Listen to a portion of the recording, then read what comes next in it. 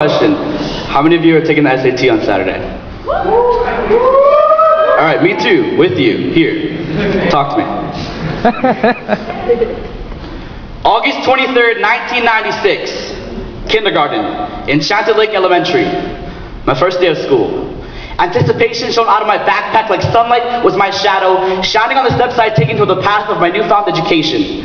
The bell rang precisely at 8 o'clock a.m. and we all stopped, stood erect, turned toward the flag, pledging allegiance with right arms crossed, bearing our hearts beneath our palms. We exercised our right to bear arms with heart-loaded shotguns cocked back, and we aimed. Ooh. I pledge allegiance to the flag of the United States of America.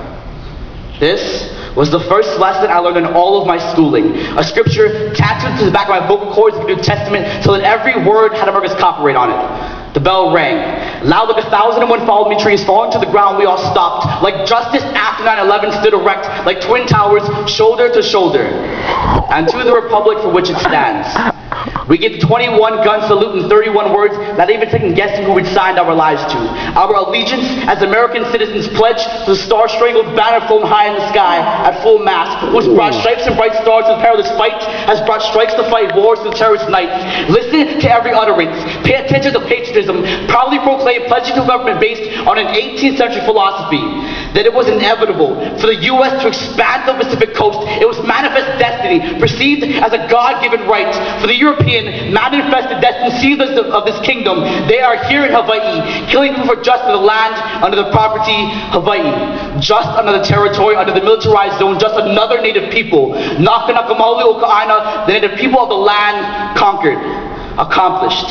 January 17th, 1893. Now 16 years after the 100th anniversary of the illegal overthrow of this Hawaiian kingdom, the suppression of the inherent sovereignty of native Hawaiian people still remains. So the U.S. brands 5 points on our hearts, beneath right palms, deep within our skin, imprisoned behind stars and bars, our stars and stripes, wrapped in a flag dangling over our heads like a noose to remind us of our captivity and restraint. But we teach our children at an early age to pledge to the United States with right arms crossed, crushing native hearts beneath our palms.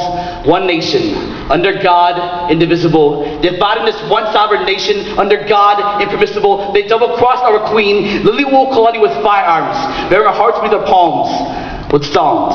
And they called themselves missionaries, on a mission to teach peace through Bible, spread their religion like their diseases, acts that were unjustifiable, abolishing the kapu, native Hawaiian laws just to make and break their own, destroying our language and culture, picked apart ancient native customs like vultures. They colonized our people and made me an American citizen. Cut my umbilical cord like God bless America, wrapped me in a red, white, and blue blanket, copyrighted my vocal cords in an attempt to hold my voice. Now I refuse to pledge allegiance so long as I have a choice. This is a call to unite as one. Native Hawaiian peoples across your hearts like fingers behind your back and pledge to yourself with left palms. As long as this Hawaiian kingdom remains occupied, stand tall and chant in native tongues branded with silence and refuse to be compliant. Kuoko'oa me kalike I paloa, with liberty and justice for all. Damn!